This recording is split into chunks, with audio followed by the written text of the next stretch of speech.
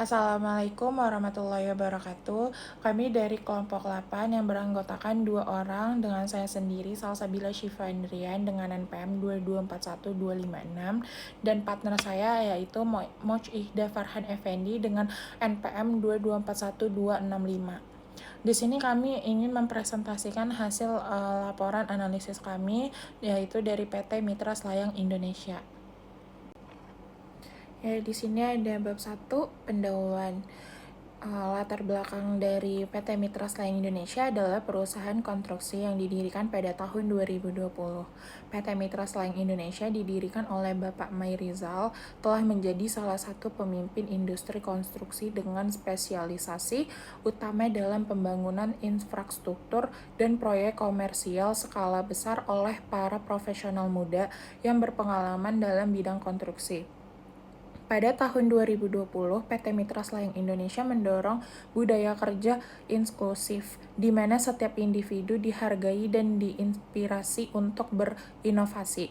Kami mempromosikan kolaborasi tim, etika kerja yang tinggi, dan sikap proaktif dalam menghadapi tantangan untuk memperluas bisnisnya, dengan fokus pada pekerjaan konstruksi di seluruh Indonesia. Sejak pertama kali berdiri, PT Mitra Selayang Indonesia telah terjalin hubungan jangka panjang dengan klien dan tim profesional mereka. Hal ini berkat budaya kerjasama tim yang sudah mendarah daging di dalam perusahaan. PT Mitra Selayang Indonesia telah mengalami pertumbuhan yang mengesankan dalam menghadapi proyek-proyek besar baik di sektor publik maupun swasta. Berkantor pusat di Batam, perusahaan dalam hal ini fokus pada pembentukan citra diri sebagai pemborong yang berkualitas, inovatif, serta memiliki pelayan pelanggan yang baik.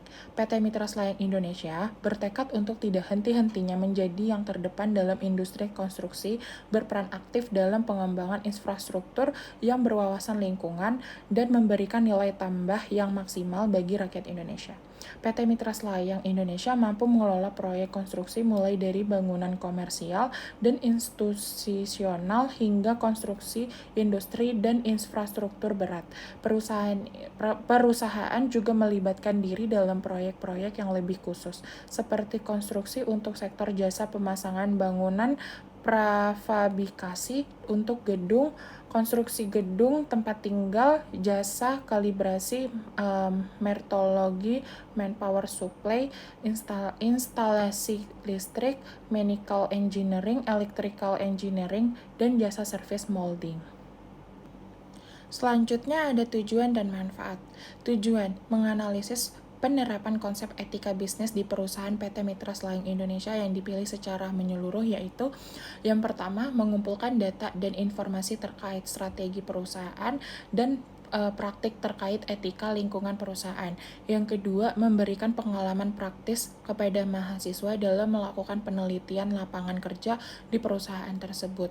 Yang ketiga, ada mengevaluasi tingkat kesadaran dan pemahaman terhadap etika bisnis perusahaan.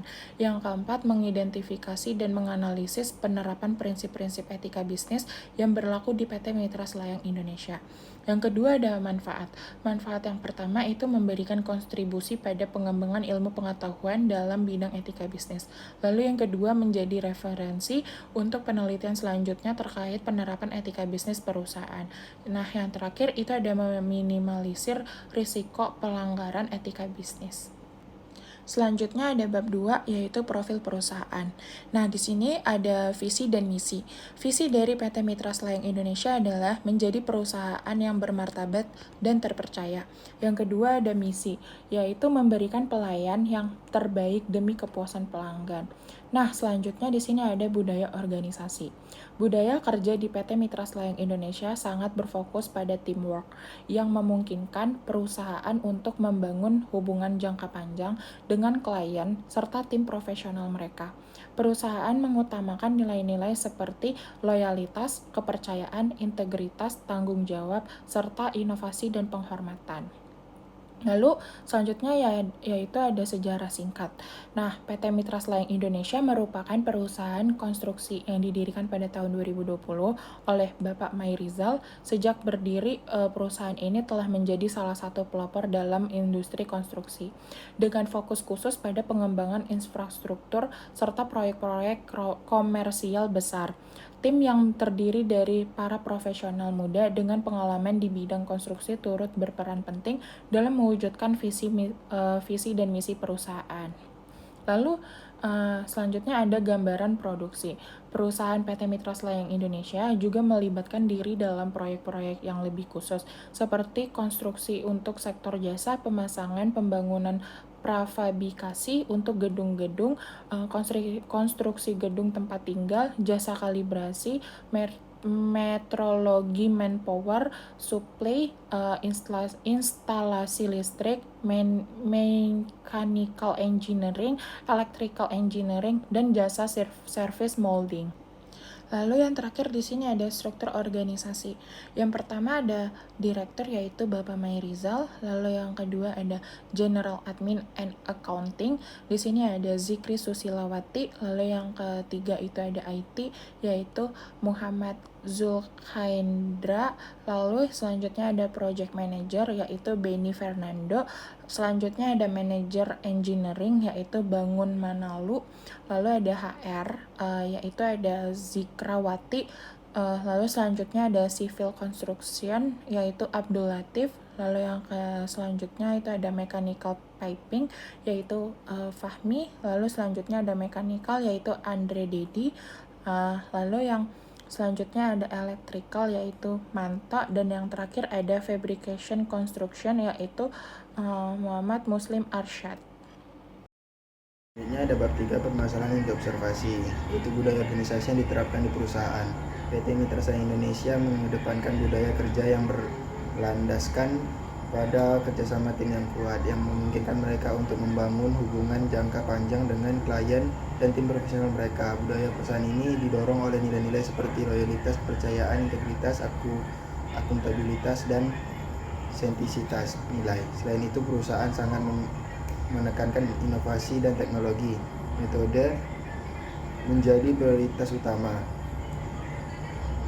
Terus selanjutnya ada praktek perdagangan yang dijalankan oleh perusahaan. Apakah ada indikasi pelanggaran terhadap aturan atau regulasi yang berlaku di Indonesia?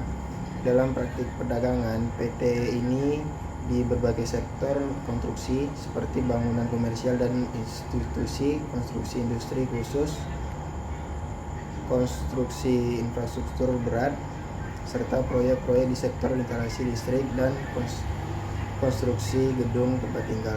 Berdasarkan informasi yang tersedia, tidak ditemukan adanya indikasi pelanggaran terhadap peraturan perundang-undangan yang berlaku di Indonesia. Misalnya ada strategi perusahaan dalam menghadapi persaingan pasar. PT ini dalam menghadapi persaingan pasar adalah dengan terus berinovasi dan mengadopsi teknologi teknisi dalam metode dan material untuk meningkatkan produktivitas dan efisiensi biaya. Selain itu, perusahaan juga fokus pada peningkatan keterlibatan tim dan kompensasi sumber daya manusia dengan merekrut personel yang inovatif dan berorientasi pada hasil. Strategi yang diperkuat dengan pendekatan mereka dalam membangun budaya kerja yang kuat serta fokus pada keselamatan kerja, kualitas, dan kepuasan pelanggan yang membantu mereka menjadi pilihan utama bagi klien mereka. Pendekatan holistik ini memungkinkan PT Mitra Selayang Indonesia untuk bersaing secara efektif. Terus selanjutnya itu ada penerapan etika dalam pengelolaan SDM. Penerapan prinsip etika dalam pengelolaan sumber daya manusia di PT Mitra Selayang Indonesia dihadapi pada jumlah tantangan yang dapat mengurangi efektivitas organisasi. Salah satu masalah utamanya adalah kurangnya pemerataan dan dalam prosedur rekrutmen dan promosi, di mana nepotisme dan favorisme seringkali mengorbankan meritokrasi dan menimbulkan ketidakpuasan di antara karyawan. Oke, selanjutnya itu ada penerapan Good Corporate Governance atau GCG di PT Mitra Selayang Indonesia. Penerapan prinsip tata kelola perusahaan yang baik di PT PT Mitra Selayang Indonesia saat ini dihadapkan pada berbagai tantangan yang dapat mengurangi efektivitas dan efisiensi sistem data kelola perusahaan. Salah satu masalah yang utama muncul adalah rendahnya transparansi dalam proses pengambilan keputusan, terutama dalam hal pelaporan keuangan dan manajemen risiko. Ketidakjelasan ini menumbuhkan rasa skeptisisme dan ketidakpercayaan di kalangan pemangku kepentingan yang terlibat di dalam operasional perusahaan. Selain itu, tingkat akuntabilitas manajemen seringkali tidak memenuhi standar yang diharapkan. Terus ada penerapan program CSR yang dijalankan oleh PT Mitra Selayang Indonesia. Upaya efektif melaksanakan inisiatif corporate social responsibility di PT Mitra Selayang Indonesia menghadapi banyak kendala signifikan yang secara signifikan menghambat efektivitas keseluruhan dan hasil penting yang ingin dicapai organisasi. Soalnya di bab 4 ini ada pembahasan. Yang pertama itu pembahasan kaitkan dengan materi perkuliahan yang dengan kondisi di perusahaan. Dalam konteks perkuliahan yang membahas ekspansi bisnis, strategi perusahaan, dan manajemen risiko, perusahaan PT Mitra Selayang Indonesia yang bergerak di sektor konstruksi harus mempertimbangkan sejumlah faktor penting ketika melakukan ekspektasi, khususnya ke pasar internasional. Selain teori terkait manajemen, aspek-aspek seperti analisis SWOT, kekuatan, kelemahan, peluang, ancaman, kondisi pasar internasional, dan strategi diferensial barang dan jasa cukup relevan. Terus ada pembahasan selanjutnya, ada analisis bagaimana strategi yang dilakukan oleh perusahaan jika akan memperluas perdagangan ke tahap internasional. Dia ada beberapa tahap, yaitu penetrasi pasar PT Mitra Selayang Indonesia dapat memanfaatkan segala pengalaman dan portofolio proyek yang kuat untuk masuk ke pasar internasional, khususnya di negara-negara berkembang yang memerlukan infrastruktur dan pengembangan bidang yang diperlukan. Terus itu ada kerjasama strategi sebagai bagian dari sistem ekspansi. PT Mitra Selayang Indonesia bisa mencari kemitraan dengan perusahaan lokal di negara tujuan untuk mengurangi hambatan seperti regulasi, biaya masuk, dan budaya bisnis yang berbeda. Terus ada inovasi produk dan layanan. Terus selanjutnya ada penyesuaian dengan regulasi internasional. Terakhir ada manajemen risiko globalisasi dengan identik dengan peluang untuk memperluas basis dengan pelanggan. Namun hal ini tidak lepas dari risiko cukup besar, termasuk pergerakan nilai tukar. Selanjutnya ada pembahasan analisis bagaimana penerapan good corporate governance di perusahaan. Pelaksanaan good corporate governance PT Mitra Selayang Indonesia menghadapi sejumlah tantangan yang perlu diidentifikasi secara menyeluruh. Meskipun perusahaan berupaya menerapkan prinsip-prinsip CGC seperti transparansi, akuntabilitas, independensi, dan keadilan, berbagai masalah penting masih muncul dalam penerapan CGC tersebut. Secara khusus, kekhawatiran utama yang harus disoroti adalah kurangnya transparansi selama pengambilan keputusan strategi yang dapat mengarah pada tingginya tingkat ketidakpercayaan di antara stakeholder.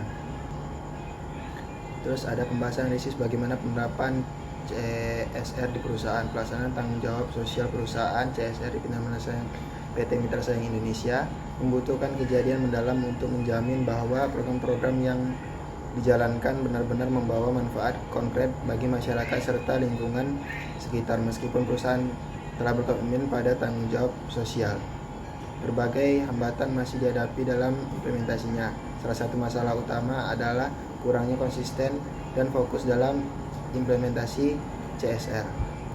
Terus yang terakhir itu pembahasan tentang usulan perbaikan.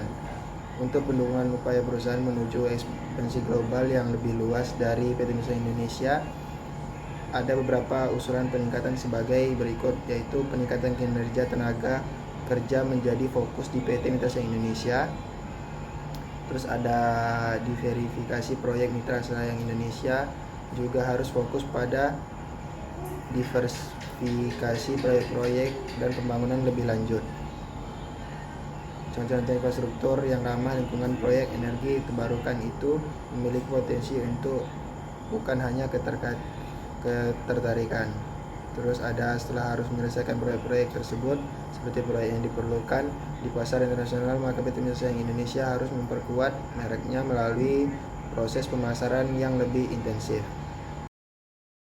Oke, terakhir di bab 5 itu ada kesimpulan dan saran. Kesimpulan, PT Mitra Saing Indonesia merupakan perusahaan konstruksi yang sangat aktif dan progresif di pasar internal. Dengan keberhasilan penyelesaian kontrak-kontrak besar di Batam, PT Saing Indonesia telah menunjukkan potensi besar untuk ekspansi pasar internasional. Dalam melakukan ekspansi tersebut, perusahaan perlu mengadopsi strategi yang cermat seperti penetrasi pasar baru, kerja sama dengan mitra lokal, serta inovasi teknologi dan kebutuhan terhadap regulasi internasional. Sebagai bagian dari lingkup manajemen dan teori bisnis, beberapa keterbatasan yang mungkin menghambat tujuan perluasan pasar internasional PT Mitra Saing Indonesia adalah antara lain perbedaan regulasi, ketidakstabilan politik, dan fluktuasi ekonomi. Terus ada sarannya itu yang pertama ada pemetaan pasar internasional, profil kemungkinan pertumbuhan di pasar luar negeri sebelum berkomitmen pada kegiatan ekspansi. PT Mitra Saing Indonesia mengatakan harus ada penelitian menyeluruh terhadap pasar internasional.